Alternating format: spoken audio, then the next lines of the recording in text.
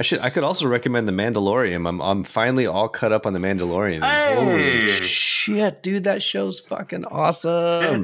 Mando is great. And oh my Carl god, Weathers is in it. Dylan's in it. Dude, Dylan.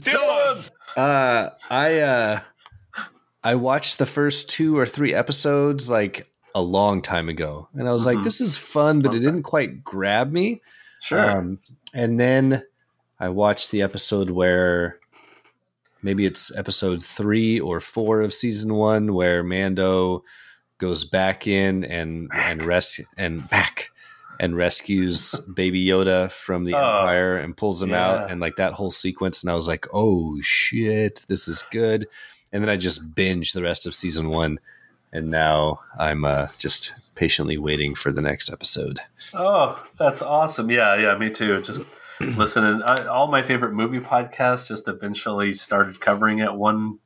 Yeah, I should start finding some podcasts on it, shouldn't I? What's your fave? Which one should I listen to? My favorite has to be the We Hate Movies guys. Oh, they've been doing it? Nice. Yeah, they did it all last season. They're doing it this season. Also, our guys at the VHS Strikes Back and their other podcast, Comics in Motion, they just started. They've been doing it. Reviewing an episode at a time. The Star Wars Minute guys do it. My kids have come upstairs and are shouting and yelling in the hallway, so that means that it's time to get going. It's time to start. Here we go.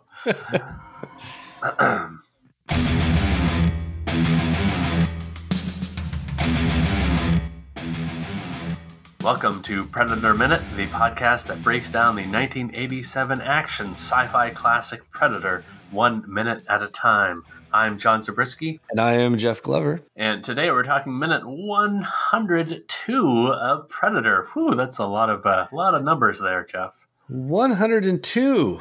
102. John, we are so close. Oh my goodness. We are dangerously close. We are just coming across the threshold from movie action to movie denouement. No. I don't know what that means. Oh, you're going to like it. So, minute 102 brings us to the number 102. Do you have some amazing and interesting 102 facts? I would be very surprised if you did.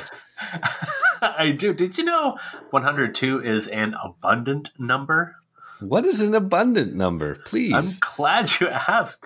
Mathematician.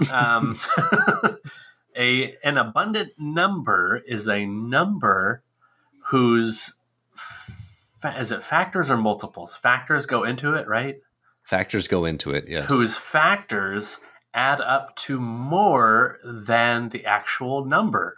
So if you add up 51 plus 2 plus 3 plus whatever 102 divided by 3 is, you add those numbers up, you'll eventually have a number bigger than 102. And that does not include 1 and 102, because then that would be every single number.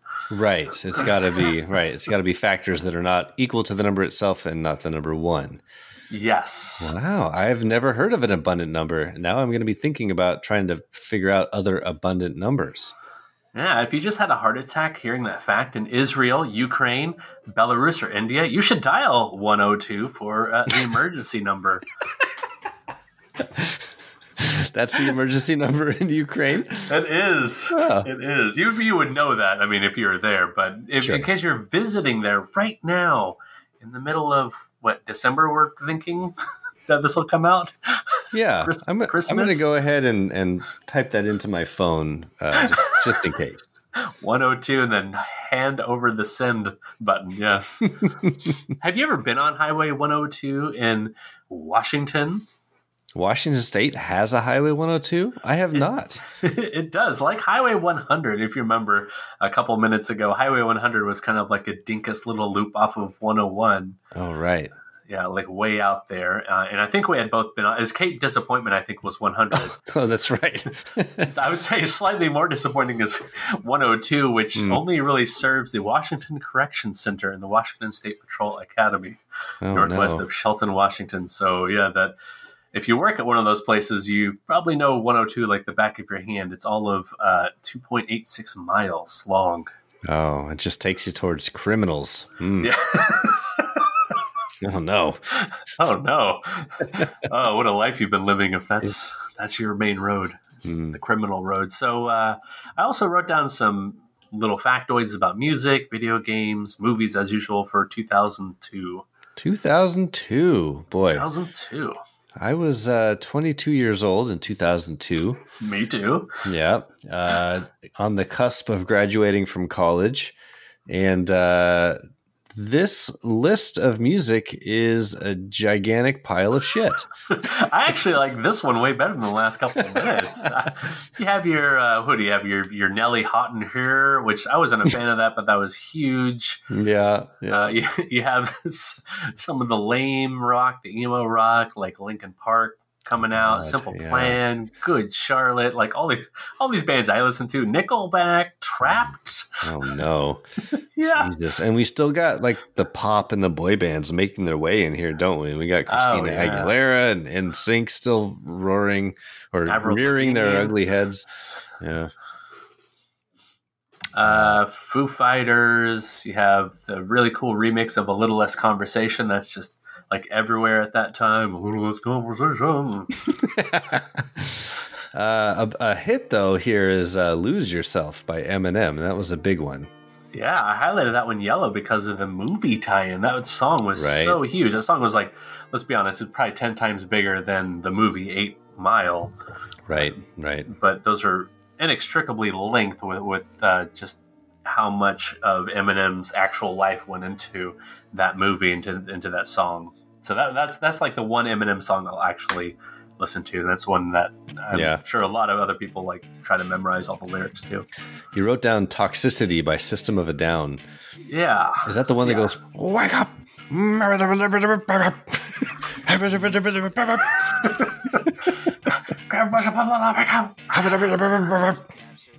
Is that I don't know. Is that the one? Oh wait, no, is it? I don't know. That's the only System of a Down song I know. I don't know if that's the one. No, it's not at all. I'm sorry. It isn't? Okay. I totally thought it was. I wrote it down all excitedly because I was like, I know that one. No, the one you're thinking of is called Chop Suey. Oh, that's right. Yeah. Wake up. No, I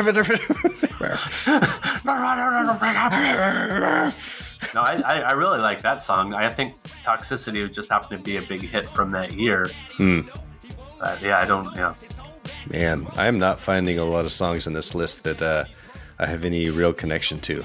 No, Chop Suey came out in 2001, which means it came out in August 2001, which means it probably played the charts a lot in 2002. So we'll go ahead and just kind of shoehorn Chop Suey in there, but just smush them together. Same song. Just smush them together. Yeah, for some reason I started liking a lot of pop music again this year, whereas the last few years just not so much. I mean, you have like Coldplay with Clocks and The Scientist. I forget what album that is, but that was a big one.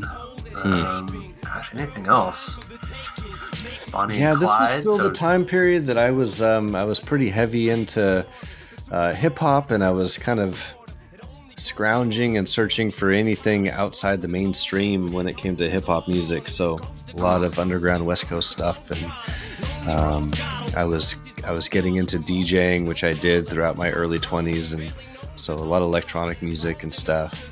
So I think that I escaped a lot of this pop music and pop sort of rock and that I had no interest in at the time by just kind of diving headfirst into things that were not in the mainstream at all. Yeah. Okay. Yeah. How about games? Were you much of a gamer in 2002? Do these titles stick out to you? Yes. The main one, well, you have like the GameCube really blowing up at that time. I'd never owned a GameCube until like a couple years ago, so I didn't have that wave. But this is when the second big Grand Theft Auto comes out, Vice City, and then Aaron and Zach and I just played that so much. I don't think we really played anything else except for that, and I would play Halo at friends' houses, and that came out in 2001. Right. Yeah. So, can I tell you my quick Vice City story? Please. So, 2002, I'm still in college, I'm also working like almost full time, so I'm super busy. And my roommate, good friend of mine, has a PlayStation and buys GTA Vice City. And right after he buys it, he goes in a stretch of having to work like 3 or 4 days in a row, like a lot. Like people called in. He was working some double shifts. He was just out of the house for like 3 or 4 days. I, on the other hand, like weirdly coincidentally, I can't remember what happened, but I didn't have any classes going on for like a week. And I also didn't have to go to work for like 3 or 4 days. I can't remember what happened, what made this sort of serendipitous marrying of events happen, but it did. And so I sat down and I popped in Vice City like the morning. So I woke up one morning, my roommate Sean went to work. I popped in Vice City at probably like 9 a.m. and played it until 2 a.m, went to bed, woke up at 9 a.m, started playing it again, played until 2 or 3 a.m. I did that for 4 days straight until I beat the game. And then my roommate came home and was like, "What the fuck?" I was like, "I just beat Vice City." He was like, "I haven't played a minute of it." Oh, man. I was like, "You should play it, buddy. It's really fun." All right, baby. This is the Lance Vance dance. You got to, all right, pop it and lock it, yeah. You should. It's really fun. But I was a literal bag of shit for 4 or 5 days where I only slept, played Vice City, and ate whatever was in my general radius that I could reach with my arms to feed myself just so I could continue playing Vice City. Oh, man. Yeah, those are the days. Oh, yeah. Oh, man. To imagine having a stretch of time these days where for 4 or 5 days you have no responsibilities. Can you even imagine it? No, I can't. I can't even imagine it. Occasionally, Sarah and I will have childcare for the night or for like overnight. And one time we had like a weekend. That was pretty cool. Nice. Sarah setting that all up, and then we had like Saturday with nothing. We're just like, ugh. But even then, like nothing against wives, but even then, it's you and somebody else. Like, can you even remember a time when it was like just you for multiple days? Like I cannot. I cannot. Man. Yeah, I know. That'd be for the next GTA. GTA 6, whenever that is. GTA 6. I'm divorcing my family. I'm going to go play in a warehouse for 7 days by myself. I'm only going to eat what's in reach, and I hope there's a lot of good stuff within reach. Yeah. Okay. You didn't like the movies. Okay. Clearly, we both like the game GTA Vice City, sure. Which obviously had the heavy Scarface connections. What about the movies? Because I think this was a real banger of a year for movies. Just a lot of good movies. This was a very good year for movies. Yes, I absolutely agree. What jumps out to you on this list? Are there a couple that are big for you? I can guess one. Yeah. Star Wars Episode 2, Attack of the Clones. Yeah, that was huge. And then Lord of the Rings, Two Towers was the other big one. I think just to, before you start talking about your own favorites, just like as a kind of like an overall like trend that we're starting to see in the last couple of years, and including 2002, is a step of Hollywood moving towards everything being like a big franchise blockbuster. That if the movies are going to be popular, then they're going to make buco bucks. They're going to be like record-breaking movies every year, and they're going to be part of some franchise. Here we're talking about Lord of the Rings, Two Towers, Harry Potter and the Chamber of Secrets, the first Raimi Spider-Man, Star Wars Episode 2, another Bond movie, Die Another Day, the first Ice Age, which obviously starts its own humongous franchise. You have Men in Black 2, which is still going. You have Blade 2, which went on for another movie, but also is just like another big comic book movie. Yeah. And I think where we're probably like 1 year out from Too Fast, Too Furious, and that is still going on. But Right. what are some things that stand out to you, just either individually or as a trend? Sure. Well, I actually think this is a good year for like kind of grown up movies, like movies made for adults, sort of about adult subject matter. And there's a couple exceptions here, like when I get to Super Troopers. But movies like Catch Me If You Can and My Big Fat Greek Wedding and Adaptation. You've got Bowling for Columbine in here for your if you like the documentaries. You've got what else did I highlight here? Monsters. Did you see Frailty? Did you ever see that one? That was a good one. Yeah. Frailty, Monsters Ball. Let's see. Running through. I'm skipping over some. I'm going to come back to because they're comedies. But I would say Insomnia. Yes, thank you. Insomnia. Punch Drunk Love is a fantastic film.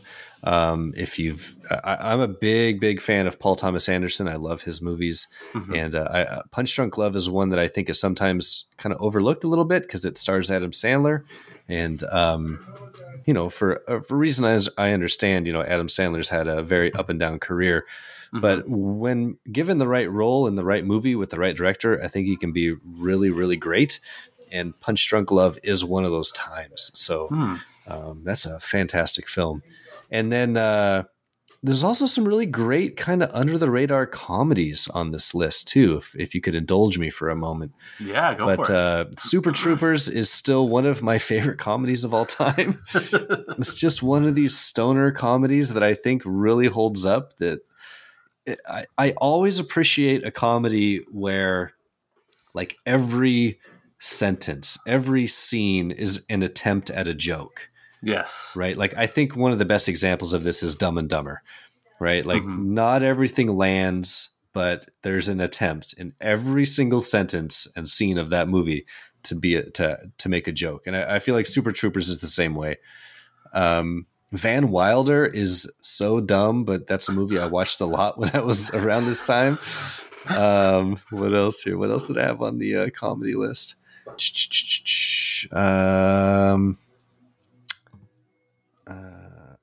Jackass the movie. That was the other one. Oh, okay. Jackass. So Are you a Jackass fan? I really like the Jackass movies. Yeah, like I used to watch the show, but I think the movies are actually legitimately great and really, really funny. And the dynamic between all those Jackass guys, especially in those first couple films, is really, really funny.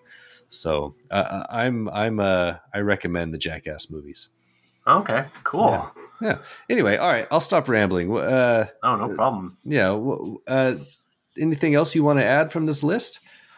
Yeah, this is like I was saying with the step of Hollywood towards franchising and sequeling everything. Like we're moving now away from kind of like the one-off sequel or the kind of like what's the word? Like the novelty sequel. Now it's like these sequels, like we were saying before, like the second Lord of the Rings movie, the second or third Harry Potter movie, the second episode of Star Wars, like these are becoming just more regular now. This is like the norm. We're going to trend away, sadly, from the big blockbusters that are not right. These franchise giants. Or these sequels themselves. So listening to sequels is not going to be, I feel like, as fun. Right. Unfortunately. Yeah. I have to chime in. I forgot to mention Orange County, which I think is a very underrated, silly little comedy starring, it doesn't star, but Jack Black is in it in a supporting role. It's Harold Ramis, right? Isn't that Harold Ramis? That's right. Yeah, that's right. He eats mushrooms or something like that. Yeah. Yeah, that's a fun one. It's a goofy little movie, but it's got a good heart. It's a fun movie. Yeah. Well, good stuff. All right. How do we do? Are we on to Predator now? What are we doing? I think we're moving on to the Predator territory. We actually that was a shorter conversation about 102. the abundant number in 2002, which was an abundant year for movies. Am I right? An abundant year. I agree. An abundant year. A year of great gifts. The year of abundancy. The year of the clones. So we're talking minute 102 of Predator. Minute 102 opens with the general fighting a fire in the chopper, and it ends with Dutch looking into the fog towards the incoming chopper. Chopper! Get to the chopper! Yeah, remember when he was saying, get to the chopper, there'll be no one left to get to the chopper? Do you remember that, Jeff, earlier in the movie? I do remember that. I think this is the titular chopper in that quote. Is this the chopper? Look, the rendezvous is 10 to 12 miles away from here. You think the chopper's gonna wait? Dylan! We make a stand now, or there will be nobody left to go to the chopper. Get Ramirez on his feet, get to the chopper! Right. Get to the chopper! This is the chopper. He's not just any chopper. This is the chopper. And for some reason, it's taken on some damage that we're going to have to talk about after you recap, I don't know, maybe the first part here. Yeah, first part. What do you think? 18 seconds or so? Let's say 18 seconds, because that's what I wrote in my notes. We carry over from last minute. We continue to see the helmeted helicopter pilot yelling to the back of the chopper. Sparks shower the chopper cabin. The pilot says, "Battery!" Someone else says, "Okay." Pilot says, "You got it." Someone else, "Got it." Well, I couldn't tell if that was 3 people in the room with me or just you. Got it. Got it. All right. General Phillips uses a fire extinguisher against the sparks and flames. We see Anna covering her head. We cut to Pilot 2 looking over his aviators at the jungle. Pilot 2, "What the?" General Phillips looks over the pilot's shoulder at the jungle. Cut to a view of the jungle, and we can see a mini mushroom cloud rising from the jungle canopy. General Phillips says, "My God. My God. My God. My God. My God." End first 18 seconds. So an action-packed cut from the little wrist nuke, the quit bit, as I coined it. The quit bit that the Predator had fired off, and we're seeing kind of some far-off aftermath of that. It's not something you probably instantly think about is, what's this doing to helicopters passing over? But we're going to find out what it is doing, and it's doing some damage. Yeah, this is kind of cool how we've had this sort of micro view, this close-up view of Dutch and the Predator in the jungle, and then all of a sudden after this explosion we cut back and we get this back, and we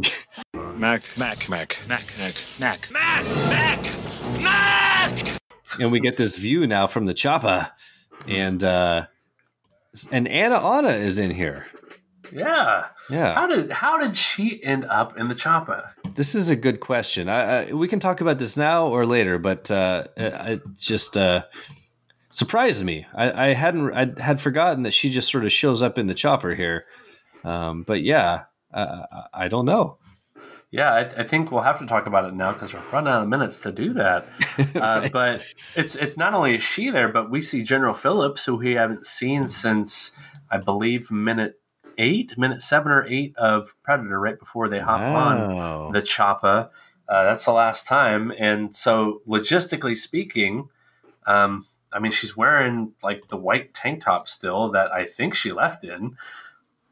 So at least the best I can tell. So what that means, when I wrote it down to just kind of like work out the logistics, is that General Phillips must have left the original Palapa camp in the rendezvous chopper, and then they pick up Anna at said rendezvous, and then they went to where the quit bit nuke went off. I don't know if you also follow that.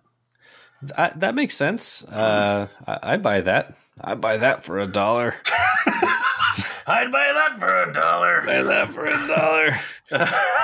I think that makes sense. Sure. Yeah. So this I think that part that takes me aback. I know it's the move, and it's like we need to grab the one other name in the credits before the credits are over. But like the general, the guy who like tasked them with this mission, is himself on the rescue chopper. Right. Yeah. He must have gotten really worried. It's like, I'm flying it.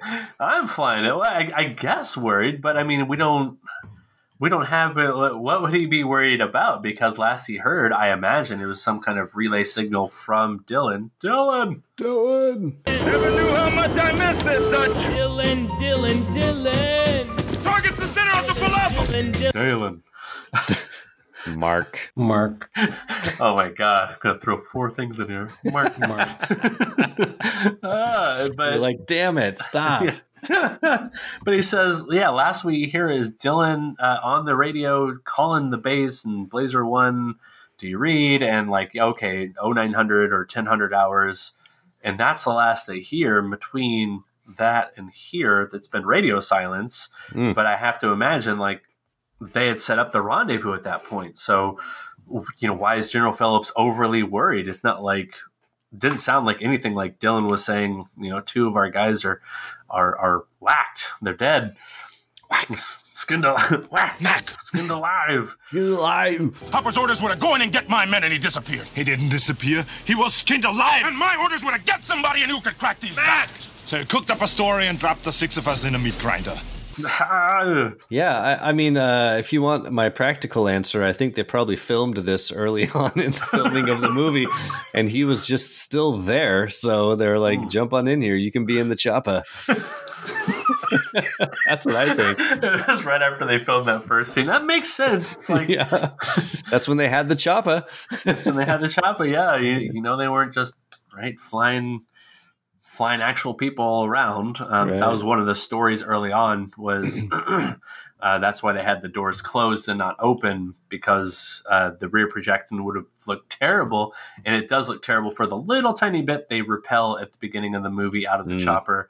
And you can tell if you watch this minute a few times over and over again, like we do, when they're looking out the cockpit window at the humongous nuclear blast, the mushroom cloud, as you can definitely see that lined up rear projection that so uncanny it's canny of like how the frame doesn't quite fit in what they're looking at. Right.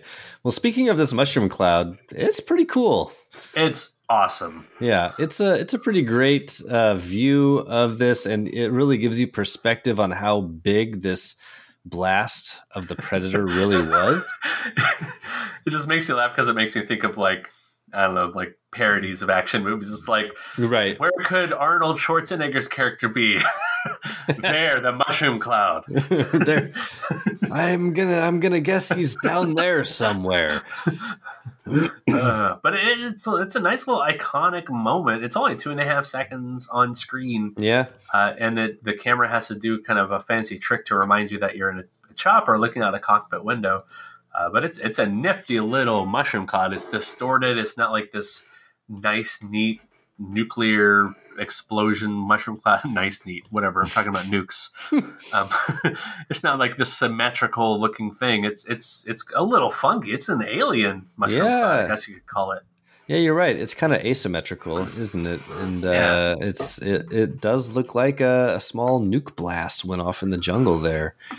Yeah. My question when I was watching this was, what is the inspiration? Is this taking, old Cold War fears, of 50s, 60s, and that'd be like right in McTiernan's wheelhouse at the time of being a film student, being a college student, and then taking some of those fears and projecting them here. And that's exactly what it came out to be. When I listened to the director commentary, is like the last thing I do, or one of the last things I do, in case he doesn't have anything to say. I don't want to waste time.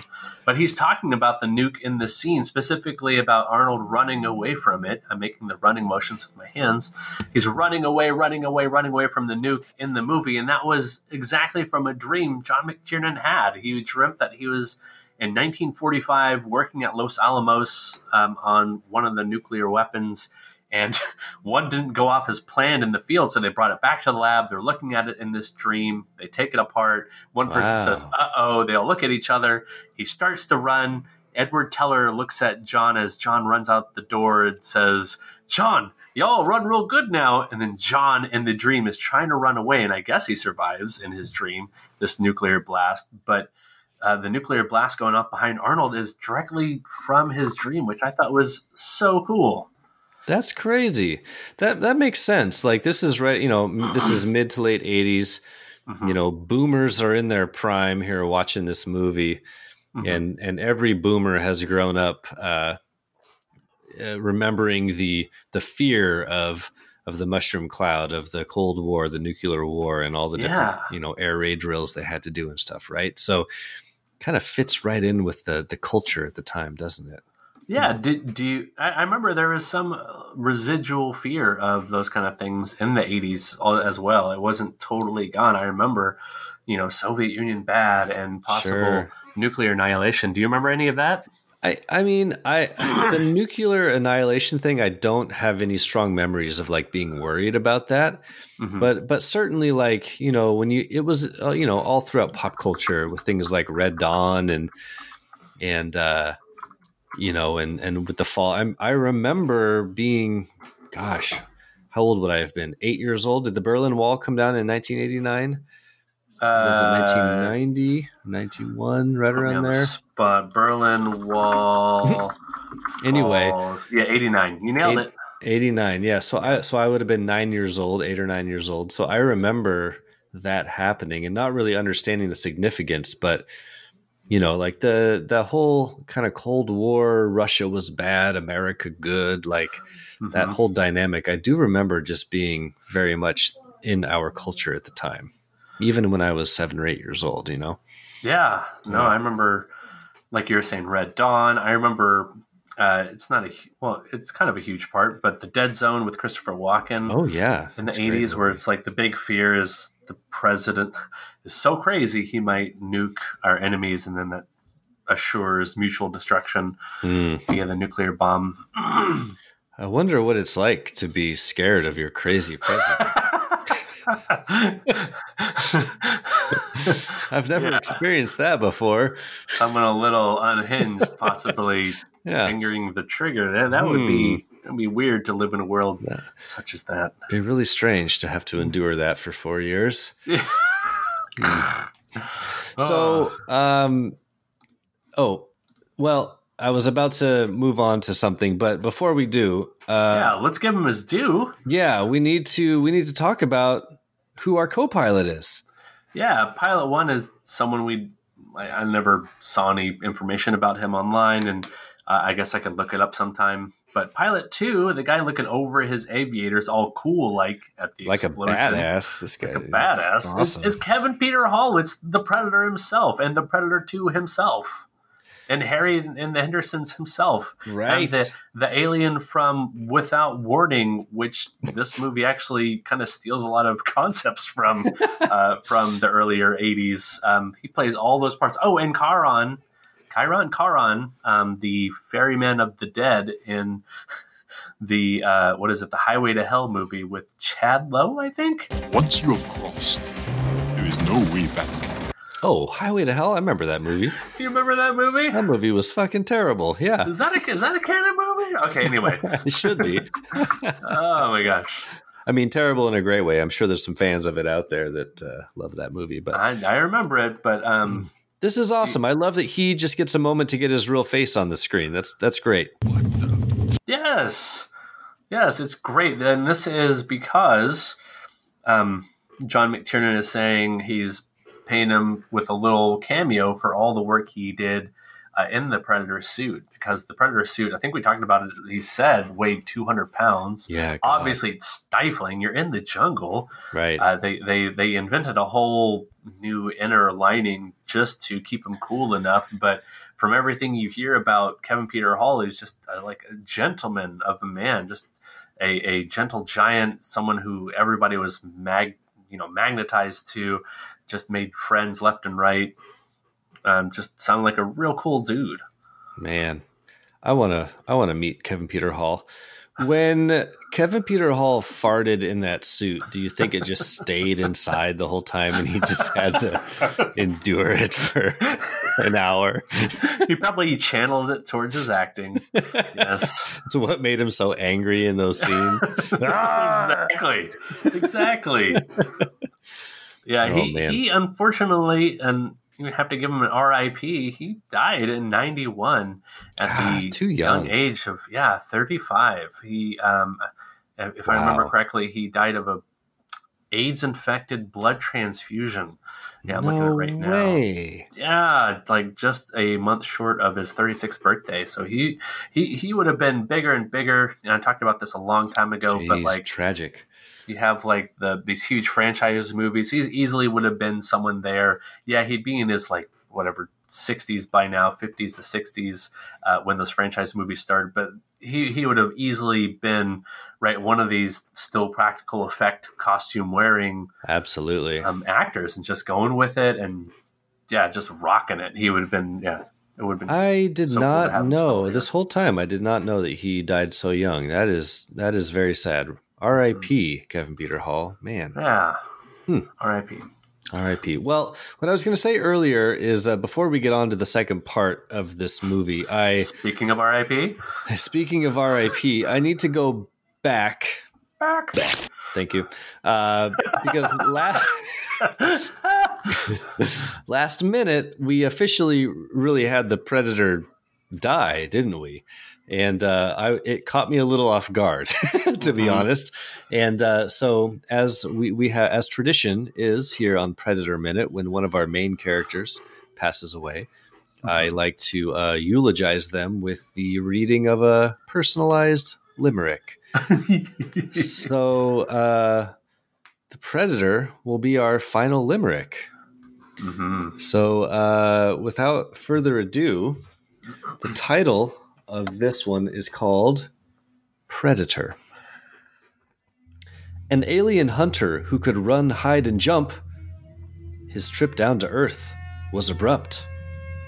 A muddy man in a bog smashed him flat with a log. He got stuck, so that bitch blew himself up. Bitch blew himself up. Nicely done. All right. Nicely done. Well, in honor of your limericks, I actually went ahead and wrote a limerick as well. Yes. I hope that's okay if I of course read that on the air here. Please. All right. I call this one The Predator. or Predator 2. Oh. No. Limerick 2. Limerick 2, yes. He stalked and he stabbed with precision, hunting big sweaty game with heat vision. But when Dutch he chased, he was smashed into paste and committed self-long division. Oh! That is great. Thank you. Oh, I love that. I think you win. That's fantastic. Thank you. Long division. We both said smash, so I like that. That's true. Yeah. Awesome. Kind of follow your format with how he lived and how he died. Right. Well, I think that's appropriate that the character who gives us the title of the film, who is also the last character to die, gets a double limerick eulogy. So good job, us. Yeah. Good job, us. Good job, Predator, for making it to the almost end of the movie. This is right. This is like you're saying, it's like the last big thing to happen, other than a little bit of shenanigans with Phillips trying to spray a fire extinguisher against some sparks. Like that's by this time the conflict is all gone. Like the tension is broken. It's been smashed. It's been blown up to smithereens. Yeah, we're just riding out the end here. So should we quickly jump into the second part? Let's do it. Let's go second 18 to the end of the minute. Yep. So here we cut to a shot looking up from the jungle floor towards the sky. We can see the underside of the chopper. Cut to a wall of fog. Then we see the cameras pushing in to Dutch. The camera stops moving as Dutch looks up at the approaching chopper sounds. Cut to a very wide shot of Dutch standing in front of a wall of fog that starts to dissipate as the minute ends. We get really kind of get like a hero shot here, don't we? Yeah, this is a hero shot to the max. You're right. It's Arnold. It's standing alone in the smoke and the flames. The chopper's coming for him. He's the last one standing. Did you notice that the other hero is in the frame? The log. the log. It is. Yeah, that's a good point.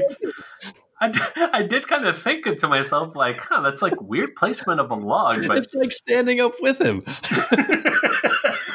And it's also sort of like bent, like it's got its own branches on its shoulders. Like it's as proud of itself as Arnold is. It's a little bit on fire, so it's battle tested. Do you think that's the log? This is the real end to the movie. The log, we've seen the log has been the surprise hero of this movie, and it's confirmed in the final shot that the log is really the one that we should be cheering. I think it'd be really doubly confirmed if they haul that log onto the chopper with Dutch. Wouldn't that be a great final shot? Dutch is just on the ground and they're wheeling the log up to that takes off again, and Dutch is still standing there, and the log is in the chopper. What about me? That is a log. That's just would you rather. I made that a trap. That's not. I killed the predator. You leave me here in the smoke. It's all bullshit. It's all bullshit. You set us up. It's all bullshit. Fuck your log. Goddamn log. Oh man. Man, that is what an observation. Wow, I wasn't even on that track, and now I can't not see it. I do remember earlier today taking the notes and thinking, man, that's so oddly placed. Like there's him alone, kind of, but there's clearly a log just hanging out behind him. And yeah, it's the other hero. It was a double hero movie. Who knew? It's him and the log. You're never gonna watch the end of this movie the same again. You will always see that log standing there, right next to Arnold, to Dutch. No, who's more impressive, like the human who ran away from the explosion, or the log who's still standing after the explosion? Yeah, the log smashed the predator. I mean, yeah, and it didn't smash Panchito in the face, and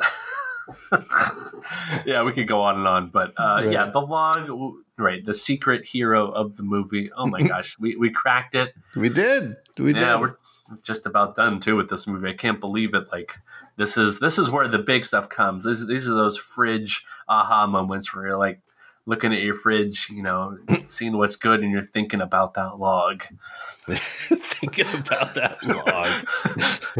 Everybody go outside and pet a log right now. Just go honor it, tie a yellow ribbon. People are like, what? You have a soldier at home? You're like, this is the soldier, you fools. This is the hero. The log in my yard. Well, besides the log being the real hero, yes. There's not a whole lot more to say about the last part of this minute. We get a lot of fog. A lot of the jungle's on fire. Right near the end, we kind of get a cool wide shot where we can see Dutch way down there sort of standing and looking out over the destruction. I never appreciated this shot before. I've seen this movie so many times. Yeah. This blows by really quickly when I watch the movie normally, and probably when anybody watches the movie normally, this wide shot. Because when I'm looking at the wide shot, when I was taking my notes at first today, I did not even notice that Dutch is there in the foreground of this wide shot. I thought this was like a much closer view of a hill. But then when you watch it, you're seeing, oh, this is a massive shot. This hill is super decorated, hopefully, not just burned to a crisp in real life. I was wondering that too. Like, because the shot is so wide, we're getting a really big shot of the jungle, and I don't know. I mean, it looks kind of real. It looks like they burnt out part of the jungle. I mean, I don't think that's what they did, but God, if they didn't, they really made it look like they did. Yeah, I don't remember what kind of notes he had about creating fog, or if they're just always using natural fog. Yeah, you hope that this is just some kind of artificial set trickery they're pulling off, and that didn't actually burn a bunch of jungle. Maybe they found a clear-cut portion of the jungle and just decided to film there. Or it's more accurate. Maybe this is like a pickup shot in California, perhaps, and it's like, okay, we found like a barren landscape. Oh God, California! You just have to walk outside and find something burning and go stand by it. Right. You see your fallen heroes, the whole mountainside full of fallen heroes. Right, California. Yeah. Well, we have another milestone to discuss here, actually, because I don't know what you're talking about, but go for it. Well, now that I've read the limerick, we can officially catalog this death, right? Oh, yeah. So what's our kill count come to?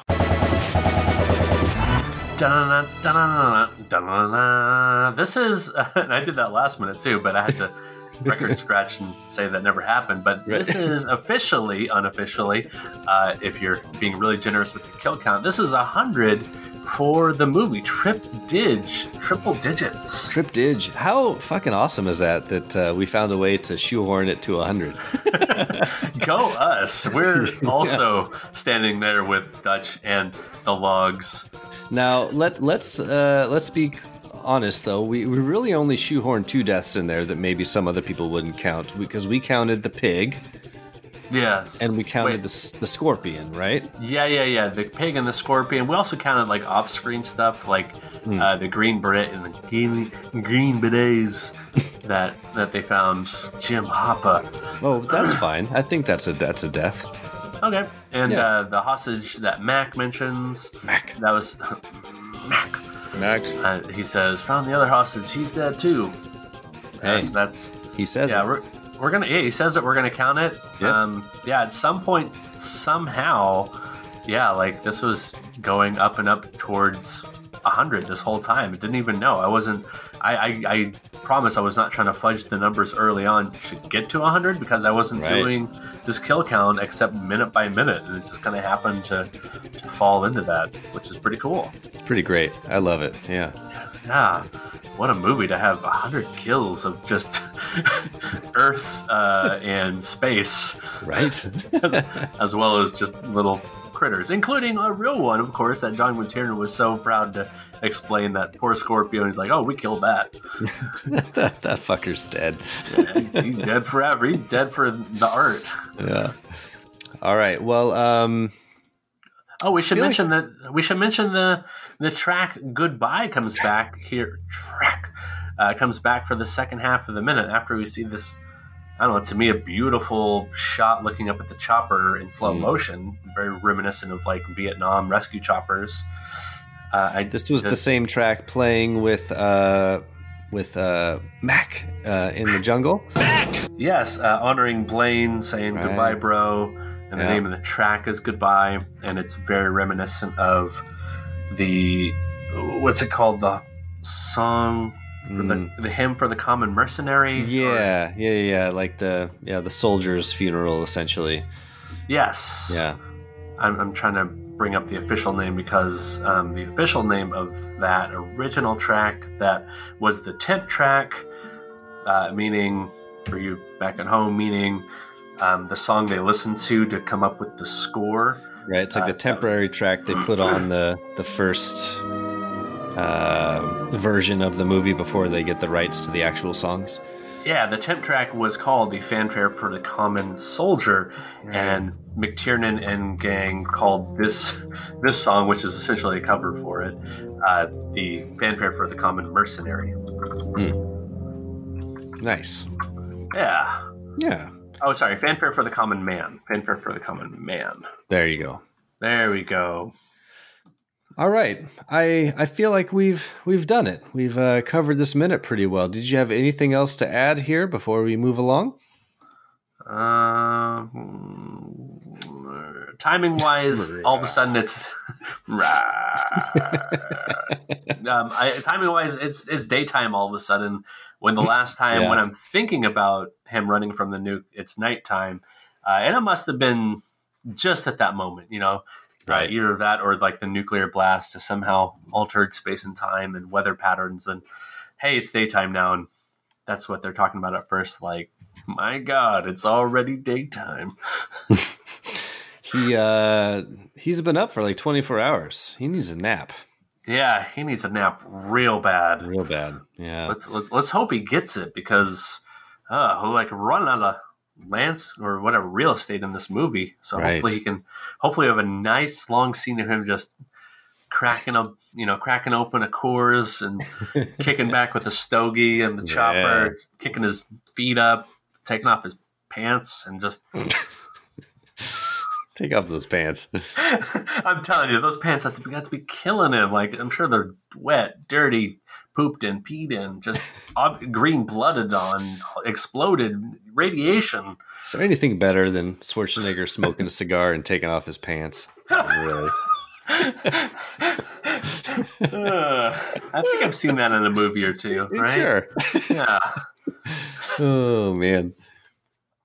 All right. Well, with that, are we ready to get into recommends?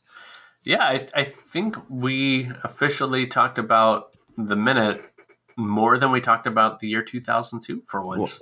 We did it. All right. Go us. We're just heroing all over the place. I can't hurt myself more than just pat myself on the back so hard for this. But yeah, let's talk recommends. And if you don't mind, we could double up on our recommends because we're running out of time. We're running out of things. Times to recommend things. So Jeff, and we haven't recorded in a couple weeks here, so I'm going to do a quick double recommend here. I'm going to recommend a TV show followed by a movie.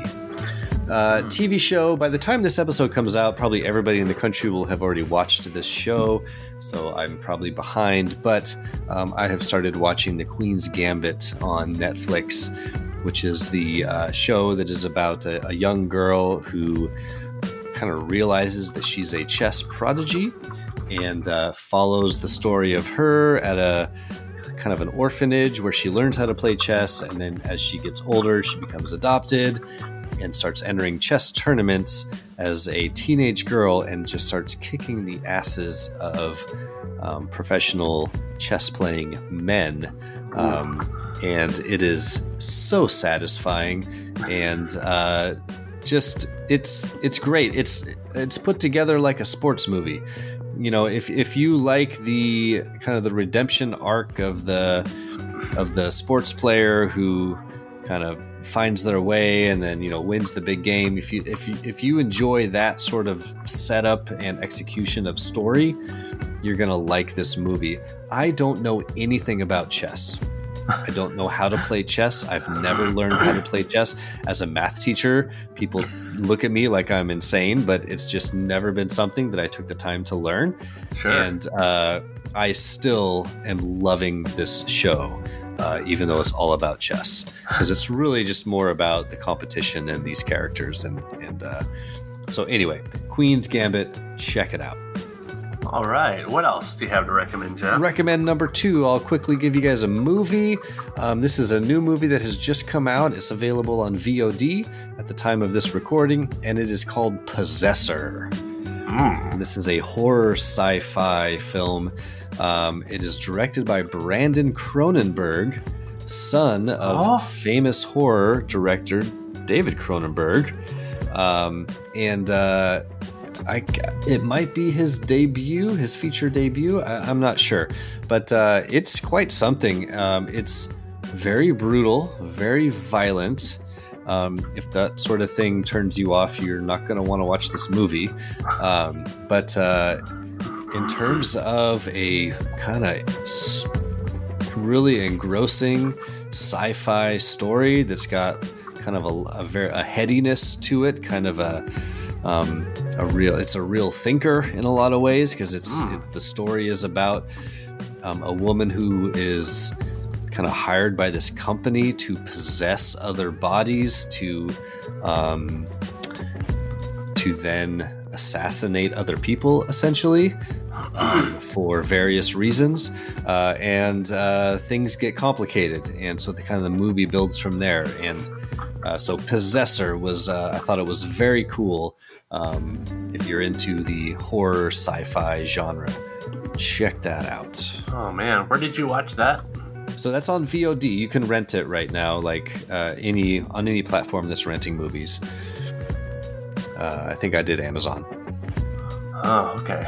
Yeah. I am probably not going to watch that. I don't think it's up your alley. No, okay. I don't think it's up your alley. But if anyone out there enjoys that sort of thing, a sort of violent sci-fi horror film with a lot of interesting ideas, check it out. Okay, check it out. I'll probably watch the Dead Meat podcast if they ever cover it. Cause there you go. Love that Dead Meat way to really skip through all the stuff in the movie and just watch the kills. Oh, Sean Bean's in it. Look at that. Yeah. Yeah, I have to love a Sean Bean movie. So there is my double recommend. Do you have a double recommend this week, John?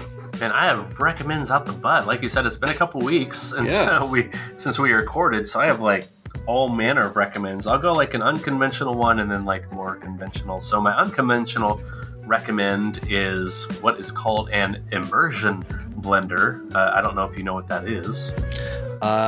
Is that one of the blenders that you hold in your hand and like blend by pushing it down into your soup or whatever? Yes. It's that vital kitchen tool for when, like you're saying, the soup, like if you're trying to blend something hot in situ while it's cooking, it's just so handy. Found an affordable one on Amazon because we started recently cooking a lot of soups in a... Tis the season. Yeah, it's the season. In a crock, but not a crock pot. What's the thing? The pressure cooker? What's that called? The Instant Pot. Oh, the Instapot. Oh my gosh, yeah, the Instapot. Zach and I joke around because it's not actually called Instapot, but everybody calls it that. Oh, really? It's called Instant Pot, but Instant Pot. Instant Pot. It should be called Instapot. Let's be honest. Okay, yeah, it should. They missed an opportunity there. Like you wouldn't say like instant noodles. You'd say Insta noodles. Right. Yeah. You wouldn't say instant boner. You would say insta boner. You wouldn't say instant nuclear weapon. You'd say insta nuke. Right after you say insta boner, then you'd say time to set up the insta nuke. You wouldn't say instant log. It's the insta log. Insta hero. So have you been blending things left and right now? Left and right. We had a Ninja blender even. We just tossed that out. We said, get out of here. For one, the most. Fuck you, asshole. But the Ninja blender ended up like really overheating on the motor and like trying to buy a replacement part was just what a waste.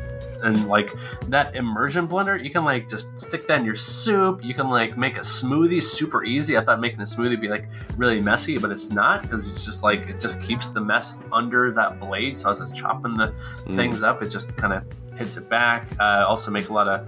We also typically make a lot of whipped cream for our desserts for the kiddos. Like you have your hot cocoa and some whipped cream, and it makes that really handily. And it's super easy to clean up. It's just like a little attachment you have to end up putting in the dishwasher, and that is the immersion blender. Strong recommend. Again, non-conventional recommend. All right, I like it. I like a good kitchen gadget, so I'm on board. Yeah, you can probably make some really good blended drinks. There you go. Now you're up my alley. Yeah. There we go. Margarita. Yeah. And yeah, conventionally. I just walk around the party slamming my immersion blender into people's glasses. Blended. You want on the rocks or blended? Say blended. Fucking blended. What's that over there? You're blended. You're welcome.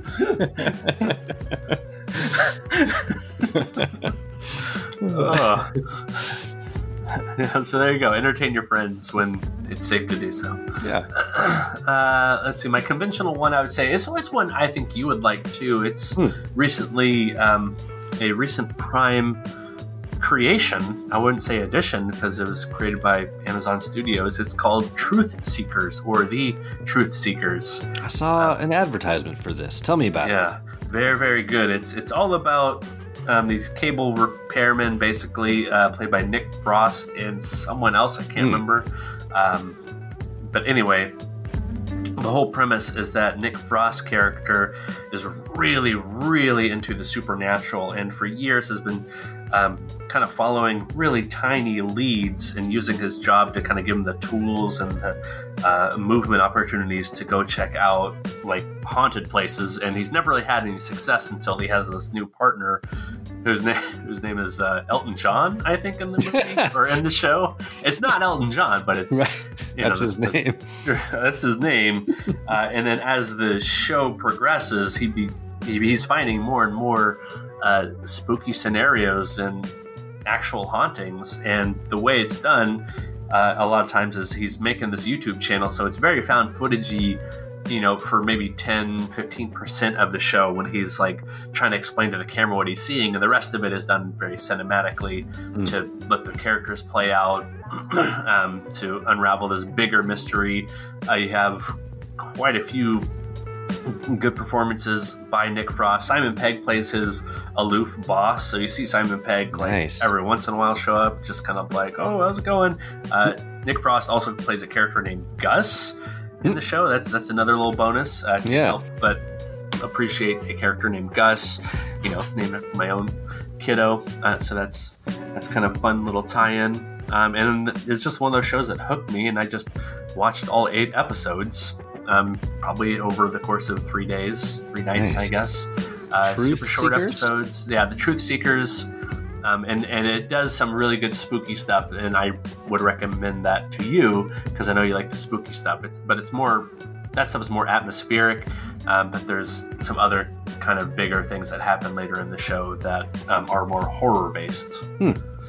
Yeah, I will add it to the queue. That sounds great. Sweet. It's on Prime. It's called The Truth Seekers. Okay. They just released the whole season, 8-episode season at once. Nice.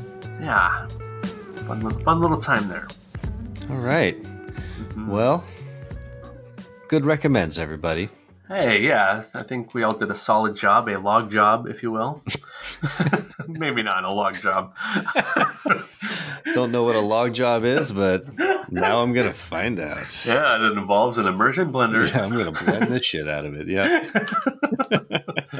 Yeah, log likey. Okay.